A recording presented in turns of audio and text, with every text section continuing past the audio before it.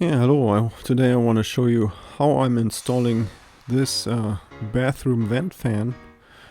And I'm going to do that including the new soffit vent and the duct work. So I'm going all the way here. I'm going to install this in a bathroom that did not have a vent before. So here are a couple of the parts of the fan, the vent. This is all those brackets that you hang the box from. You can slide these in here from the side, and those allow you to adjust the position of the fan of the box when you install it. This is really convenient. You install one on each side here. This is the first side, and you screw these here together in order to adjust for the width between your joists. Here I'm now doing this for the other side, and then I'm starting out in the bathroom with screwing in these 4 screws that help to hold the fan box up in place. You see these up here, and you're just going to hang the brackets onto the screws, and those will just temporarily hold the box here in place. And once you've figured out the correct position, then you're going to use the rest of the screws here and you really tighten it down. And now you can still move the fan box here on the bracket, and you can still adjust where you want to have it. And then once you have found the final position, you're going to tighten down the box to the brackets. Now I continue with the soffit vent, and I'm going to look for the shortest possible route here that I can go to the outside. So I want to have a really short duct inside in the attic, and I also wanted to have the least amount of bends possible.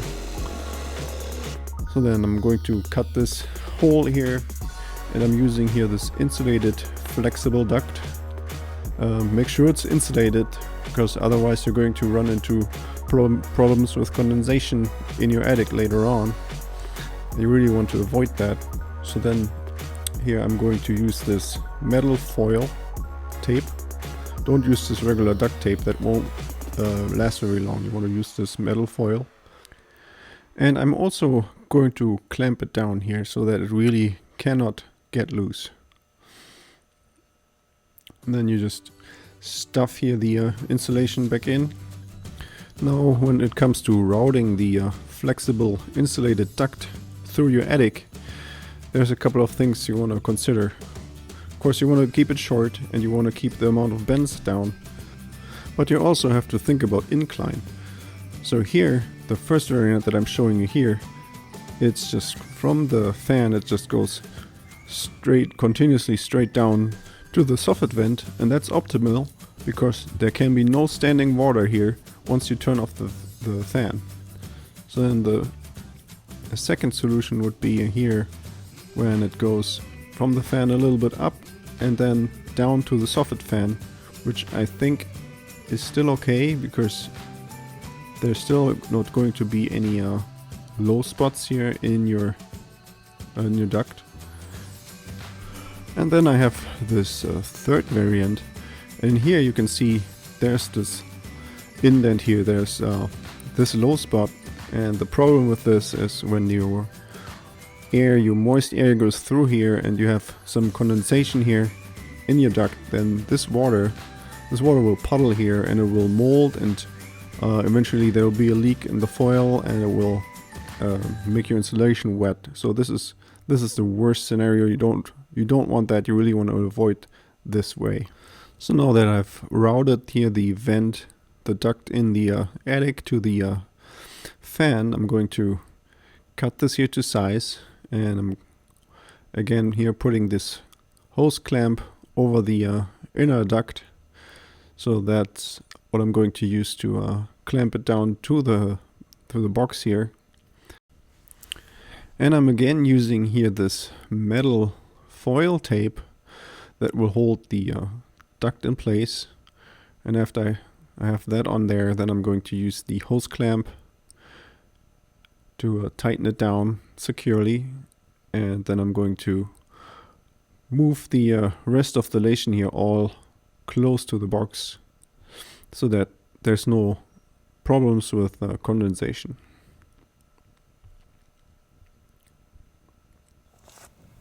Okay, then we continue here with the electrical side. I am using a 12-3 wire here so that I can work or use the fan and the light separately. So that means that I have here 2 hot wires and a neutral and a ground coming in to the fan. And I'm using those here in the following fashion. I have here the light that has 2 wires coming out, the fan has 3, and then there's a ground for the box. So first I start with grounding the box and the fan. Those I'm using here the green wires, and then I'm using 1 hot for the fan. I'm using here that's the black wire, and I'm using the white wire for the fan, and also the white wire from the light. Also, that's the neutral. And in case you're planning on using a dedicated light switch, then that goes here to the second hot. That's here the black on for the light. And if you're just using a single switch for both, then this would also, the black one for the light would also go to the black one from the fan.